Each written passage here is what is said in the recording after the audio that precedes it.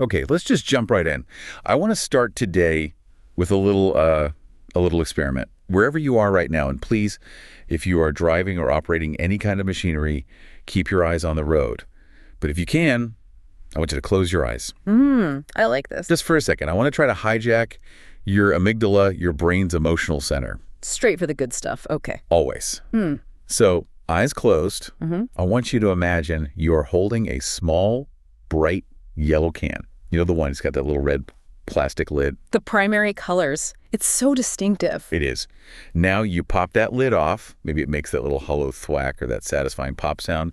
And you go right up to your nose. Take a deep, long inhale. What do you smell? Oh, it's instantaneous, isn't it? It's salty, it's a bit doughy, maybe a little sweet, but it's a completely unique scent. It's unplaceable. You can't quite put your finger on it. It's the smell of a rainy afternoon in kindergarten or, being bored at your grandmother's house. Yeah, exactly. It's the smell of childhood. It's the smell of creativity. It's the smell of making a truly awful-looking plate of spaghetti out of neon blue clay that you then, with immense pride, serve to your parents. And they have to pretend to eat it. They have to. It is unequivocally the smell of Play-Doh. Which, and this is a fun fact right off the top, is actually a trademarked scent. Hasbro legally owns that smell profile. You're kidding. Not at all. You cannot make a perfume or candle that smells exactly like that without their lawyers getting involved. It's that iconic. As they should be. It's a core memory for millions. But here is the hook. This is where we are going to flip the script for everyone listening today. That smell, that specific aroma you're thinking of, the one tied to nostalgia and innocence, it wasn't designed for children. Not even a little bit. It's not even in the same universe as a child's toy. It wasn't designed for play. It wasn't designed for creativity. It was born from the absolute grime, the filth, and frankly, the respiratory hazards of the Industrial Revolution. That's it right there. That smell is, technically speaking, the smell of a desperate industrial attempt to scrub coal, soot off a living room wall. It's one of the great ironies of consumer history. I mean, we are talking about a product that was designed to be a janitorial tool, a weapon in the endless war against dirt that, through a series of complete accidents, became one of the ultimate icons of childhood play. So today on the Deep Dive, we are opening up a really fascinating source deck. We've got a case study called the Play-Doh Pivot. We have some really detailed archival notes on a company called Kutol Products, and we're going to explore a concept the sources call iterative survival. Which is a kind of fancy MBA way of asking a very simple question. What do you do when your entire reason for existing vanishes overnight? Right. How do you adapt when the world fundamentally changes the rules on you? And this story is maybe the best case study for that, ever. Exactly. We're going to trace how a failing industrial tool, a product literally on the verge of extinction, became a global cultural icon. And to do that, we have to leave the bright, clean toy aisles of Target and Walmart, and we have to travel back in time. Where are we going? We are going to Cincinnati. The year is 1933. And I think it's really important to set the scene here because 1933 Cincinnati is not the city we know today. The source material uses a very specific word to describe it. It says the city was choked. Choked by coal smoke. That is such a visceral image. It's almost post-apocalyptic sounding. But it was the reality of the era. This is the absolute height of the coal-burning domestic age. We're not just talking about factories with big smokestacks in the distance, though there was plenty of that. Sure, the industrial landscape. We were talking about the home, inside the home. In the 1930s, the vast majority of homes, especially in the Midwest and the Northeast, were heated by burning coal, usually anthracite or bituminous coal, in a big cast iron furnace in the basement. I think we, as modern listeners, just completely forget what that actually meant for daily life. I mean, we flip a switch, or we tap our phone, the Nest thermostat turns orange, and heat. It's invisible. It's clean. It was a very physical, very dirty process back then. You had to shovel coal into the hopper. But more importantly, coal is an incredibly dirty fuel. When you burn it, it doesn't just produce heat. It produces particulates. It produces soot. Black carbon. Exactly. And in a drafty 1930s home with, imperfect ventilation, that soot didn't all go up the chimney. A lot of it backdrafted. It came up through the floorboards. It settled on every single surface. So we're talking about a constant fine layer of grime on everything. Absolutely. The sources describe a thick, black soot residue. Yeah. Think about waking up in the morning and seeing a fine layer of black dust on your windowsill or on the picture frames. Think about your white curtains turning a dingy gray within a week of washing them. It sounds like a nightmare. A constant, unwinnable battle against the environment inside your own house. It was. And the sources specifically highlight the main domestic battleground for this fight: the wallpaper. Right. And you have to remember, interior design was completely different then. Wallpaper was king. It was a huge status symbol. Every respectable middle-class home had wallpaper. Intricate floral patterns, damask prints, complex, colorful designs. But, and this is the crucial point, this wasn't the wallpaper we have today, right? If I scuff my wall now, I just get a wet sponge, maybe a magic eraser, and it's gone. Right. I just wipe it down. No big deal. And that is the critical technological constraint of the era. Today, most wallpaper is vinyl-coated. It's hydrophobic. It repels water. You can clean it. You can clean it. In the 1930s, wallpaper was paper, literally just printed cellulose fibers glued to the wall. So if you take a wet sponge to a piece of paper, You completely destroy it. Imagine taking a wet paper towel and trying to scrub something with it. It just disintegrates, it pills, it tears. or worse. Or worse, the water mixes with the soot, which is basically just carbon black, the same stuff used to make ink, and you create a black, inky sludge. Oh, no. And that sludge doesn't sit on top of the paper, it soaks into the paper fibers. So if you try to wash your walls with water, you are essentially painting them black. Permanently. That is absolutely maddening. You're just sitting there in your parlor watching the walls get grayer and grayer every single winter, and you are literally powerless to stop it. You cannot touch them. It was a source of massive domestic anxiety. The idea of the clean home was a huge social pressure, and coal was the great enemy of that ideal. People tried all sorts of things. The sources mentioned people rubbing the walls with stale bread. Stale bread, like a sandwich. Yeah, the crumbly inside of a loaf of bread. It actually works a little bit because it's slightly absorbent and abrasive, but it's incredibly inefficient, and, you're just covering your floor with breadcrumbs. But it has to be a better way. And that's where Kutol Products comes in. They were a soap company based in Cincinnati, and they saw this massive gap in the market. They identified this universal problem. And their idea was simple. Very. They realized that if they could create a product that removed the soot without using water, a dry cleaner for walls, they would have a customer in nearly every home in America. This is pure utility. Kutol wasn't trying to be creative or fun. They weren't trying to bring joy to children. They were trying to save people from the enormous expense and labor of having to repaper their walls every single spring.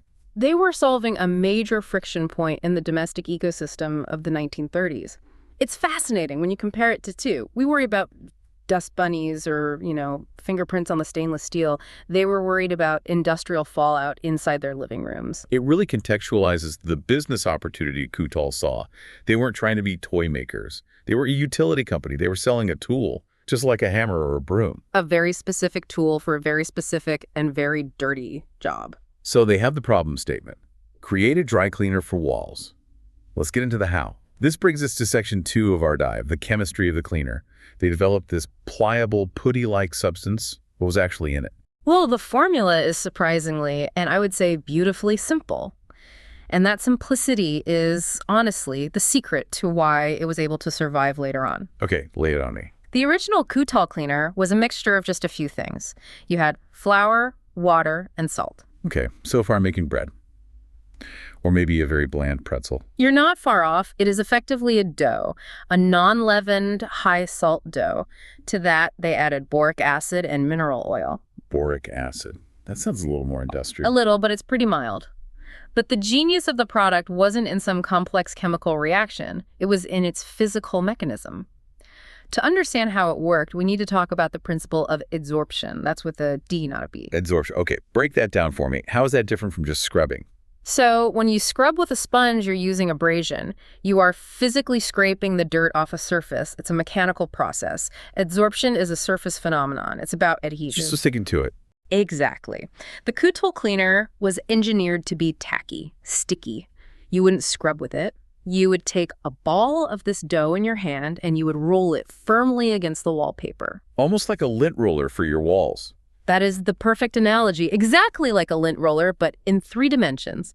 The soot particles, which are just sitting loosely on top of the paper fibers, adhere to the putty because the putty is stickier than the paper. So you're lifting the grime off, not rubbing it in. Precisely. You roll it over your floral patterns, and the putty literally lifts the black residue off the surface, trapping it inside the ball of dough. That sounds incredibly satisfying to visualize. Oh, it must have been amazing. You'd roll it, the wall gets brighter, and the ball of putty gets blacker. Then the really clever part is you just knead the ball for a second to get a clean surface. You'd fold the dirty part to the inside, exposing a fresh, clean, sticky surface of the dough, and you just keep rolling. You're essentially sequestering all that dirt inside the dough itself. So let's go back to the ingredients. The flour and water, that's what provides the structure.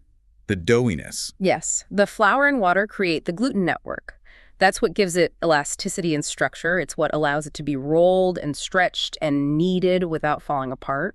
And the salt, is that just for flavor? Not quite. The salt plays a couple of key roles. First, it controls the moisture content, preventing the dough from drying out too quickly. Second, it's a mild abrasive and also helps to inhibit microbial growth. Which brings us to the boric acid. You said that sounded a little scary. It sounds scarier than it is in these concentrations. Boric acid is a mild antiseptic and antifungal agent. You have to remember, this is basically wet flour. If you leave a lump of wet flour in a can in a warm house, it's going to get moldy fast. In about 48 hours, it would be a science experiment. The boric acid acted as a preservative. It kept the product shelf stable and stopped the cleaner from literally rotting in the can. And the mineral oil. That was the plasticizer. It kept the dough smooth and pliable, preventing it from getting crumbly and ensuring it rolled smoothly against the wall without leaving a residue of its own. So was it considered non-toxic? For the context of the 1930s, extremely. I mean, compared to the harsh chemical solvents, the ammonias, the lye-based cleaners people were using for other things, a ball of salty dough was incredibly safe. It had to be. People were holding this stuff in their bare hands for hours at a time, cleaning their whole house. But here's where it gets really interesting. They didn't realize it at the time, but the product's key features for its future life were already there. Exactly. Non-toxic, malleable, soft. They saw those as functional requirements for a cleaning tool. Right. You weren't thinking about safety for toddlers. They were thinking about safety for the wallpaper. They didn't want the product to chemically burn the paper, so it had to be mild. It had to be soft, so it didn't abrade the paper. The features were there, but the context was all wrong. So for a while, Kutol is booming. They are the kings of Cincinnati soot removal. They are selling literal tons of this stuff. It's a staple in the cleaning closet of every home. But then, time marches on. The world changes. And we hit section 3 of our deep dive, the crisis. Technology kills the radio star and the wallpaper cleaner. The 1950s arrive, the post-war boom. And for Kutol, it's an absolute catastrophe. This is a classic, just brutal case of what the sources call technological obsolescence.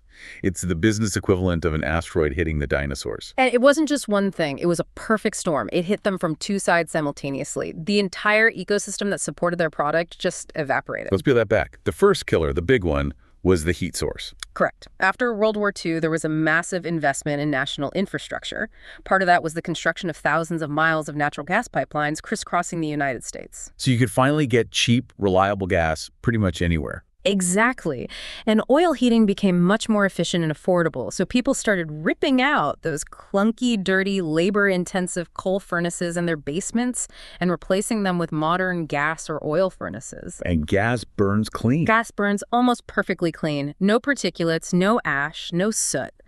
Suddenly, overnight, the air inside the American home was pristine. The primary problem that Kutol's product was designed to solve, the constant accumulation of black dust, it just ceased to exist. It's like if someone invented a tire that never went flat. All the spare tire and jack manufacturers would go out of business almost instantly. It's a perfect analogy. The need just evaporated. But even if some people still had dirty walls, the walls themselves changed.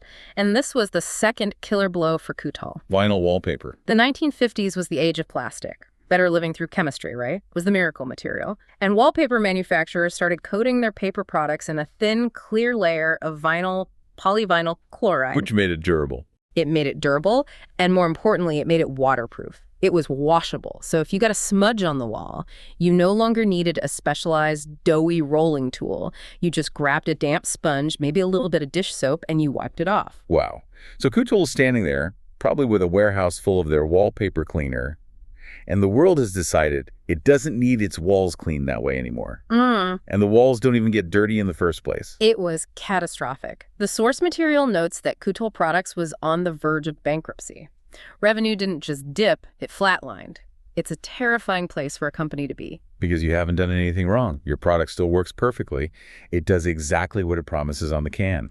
But the world has simply moved on. The problem it solved is gone. This is the classic buggy whip scenario we learn about in business school. It is the textbook definition. The automobile arrives, and no matter how beautiful or effective your whip is, nobody needs to whip a Ford.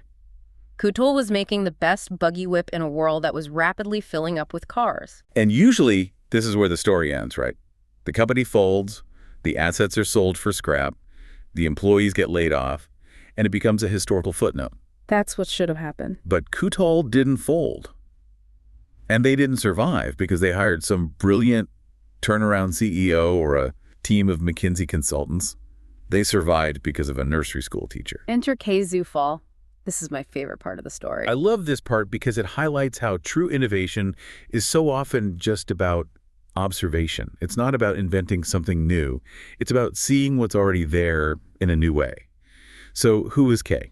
Kay Zufall was the sister-in-law of Joe McVicker, and Joe was the nephew of the company's founder, the one who was now trying to salvage Kutol from the brink of collapse. And Kay wasn't in business at all. No, she was a nursery school teacher in Dover, New Jersey, and she was dealing with a completely different problem in her classroom that had nothing to do with wallpaper or soot. She needed better art supplies for her kids. Right.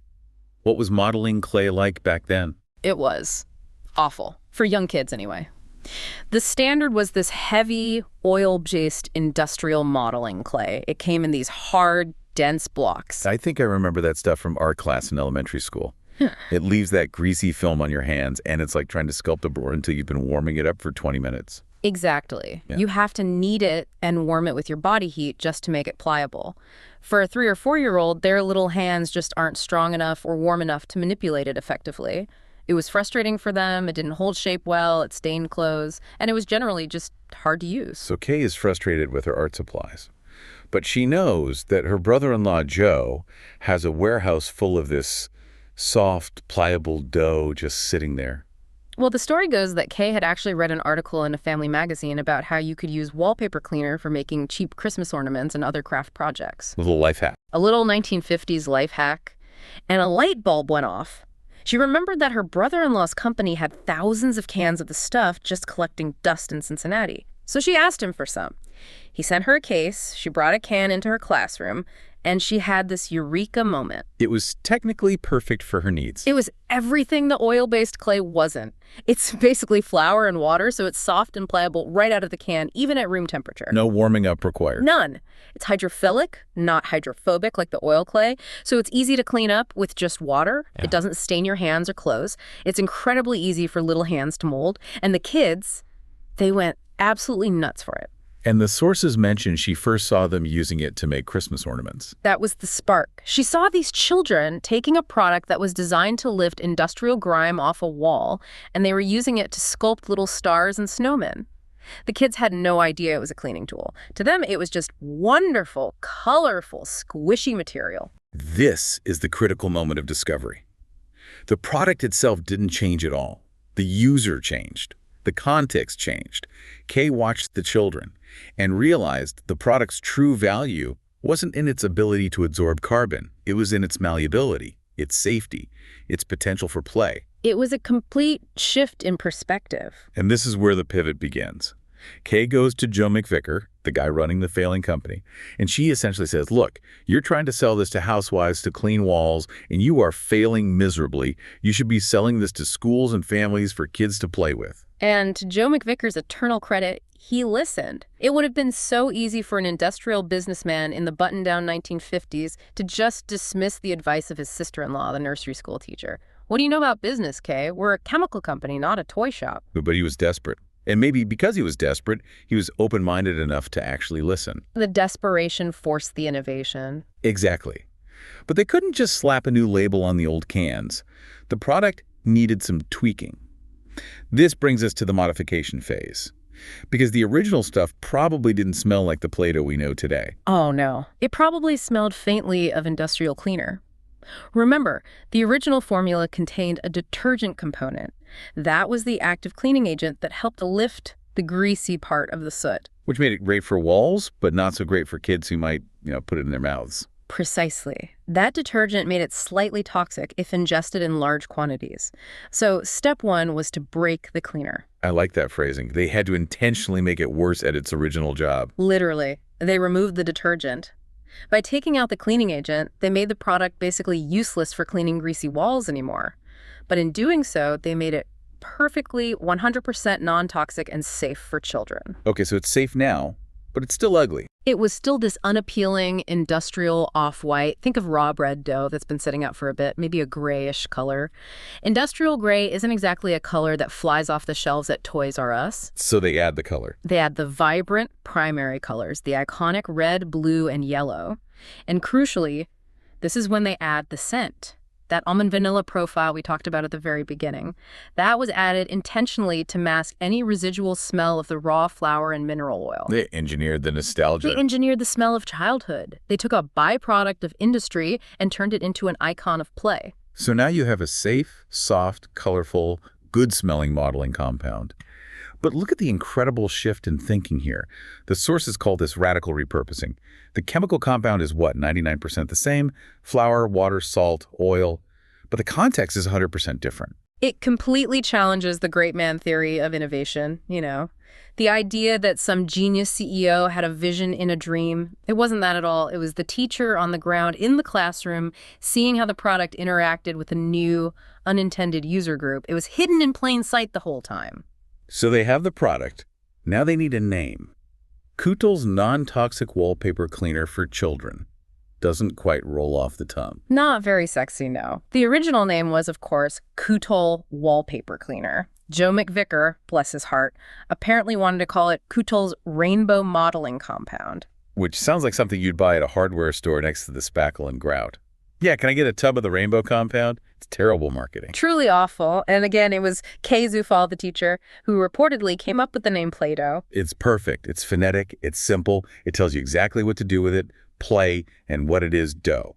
And they gave it that distinctive spelling, D-O-H, which just made it even more memorable. It implies action, it implies fun, it implies that soft, doughy texture.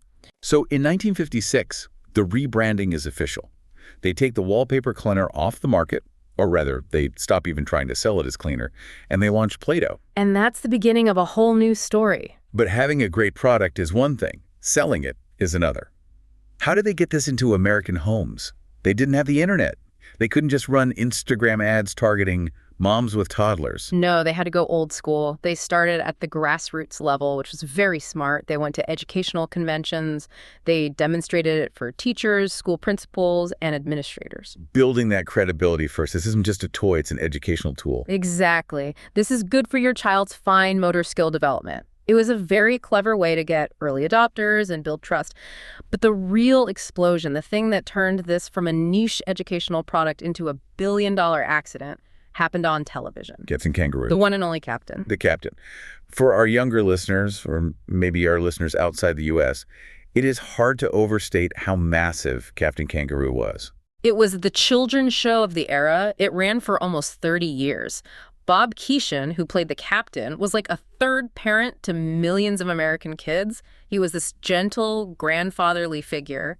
If the captain said something was good, you believed him. He had unparalleled trust with his audience, and Joe McVicker managed to get Play-Doh featured on the show. But here's the crazy part.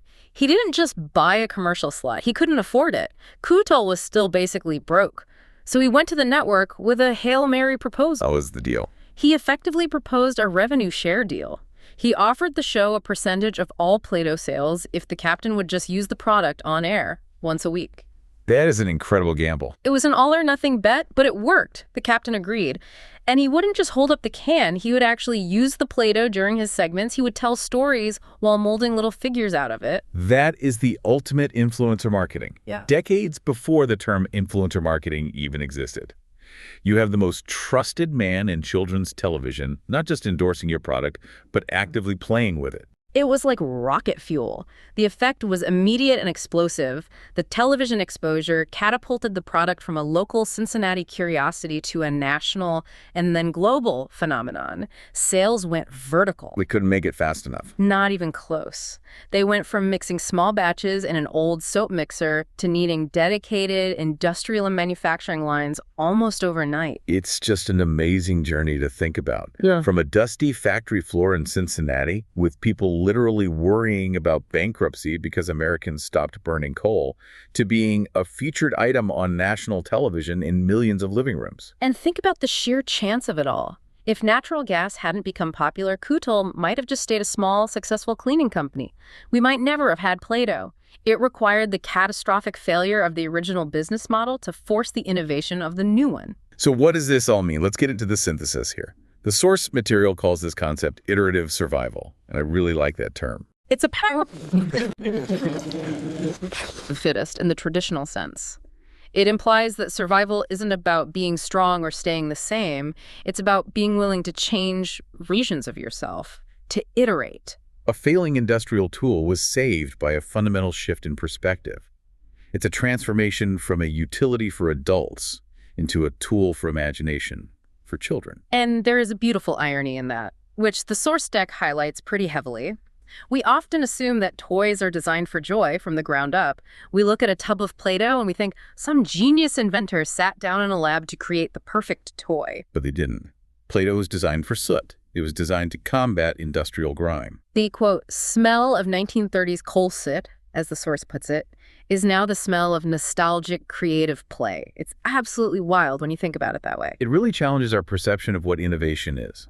We tend to think innovation means inventing the iPhone, creating something entirely new that never existed before. Right, the lightning strike moment of genius. But sometimes, maybe most of the time, innovation is just noticing. It's what the sources call investigative problem solving. The chemical compound didn't really change. The context changed entirely. Hidden in plain sight, as the outline says. The breakthrough wasn't in a chemistry lab in Cincinnati. It was in a nursery school classroom in New Jersey. So let's just recap this incredible journey for our listeners. We started in the 1930s with coal soot coating the walls of every home, Which created the market need for Kutol wallpaper cleaner, a sticky dough to lift the grime. Then we hit the post-war boom, the natural gas crisis, and the vinyl wallpaper revolution, which completely killed the cleaner. Which led to a moment of desperation for the company and Kay Zufall's brilliant insight in her classroom. She saw a toy where everyone else saw a cleaning tool. Which led to a rebranding, a new name, and a Hail Mary deal with Captain Kangaroo. Which led to global fame and a place in the Toy Hall of Fame, from sit to superstar. So why does this matter? Why should you, the listener, care about the history of a blob of dough? Because it's a profound reminder that innovation often isn't about inventing something completely new, but about seeing something old in a new light. It's about recognizing hidden value where other people only see obsolescence or trash. It's about looking at your buggy whip and asking, okay, what else could this be? Exactly. It's about asking if your trash might just be someone else's treasure, if you just change the context. Before we wrap up for today, I want to leave you with a final thought. Something to chew on, but please do not chew on the actual Play-Doh. It's non-toxic, but it is incredibly salty. I do not recommend it. Noted. Here's the thought. If Play-Doh is just repurposed wallpaper cleaner, what other objects in your daily life are currently being used for the wrong thing, just waiting for someone to recognize their true potential? That really raises an interesting question, doesn't it? I mean, maybe the next billion-dollar idea is sitting in your cleaning supply cabinet right now. Or in your junk drawer. Or in that box of old cables in your garage. It's a really fun way to look at the world around you. Every object has a secret history and maybe, just maybe, a secret future. That is going to do it for this deep dive into the gritty, the sooty, the surprisingly industrial origins of Play-Doh. We sincerely hope you'll never look at that little yellow can the same way again. And you certainly won't smell it the same way again. You'll be smelling history. Thanks for listening. We'll see you on the next dive. Stay curious.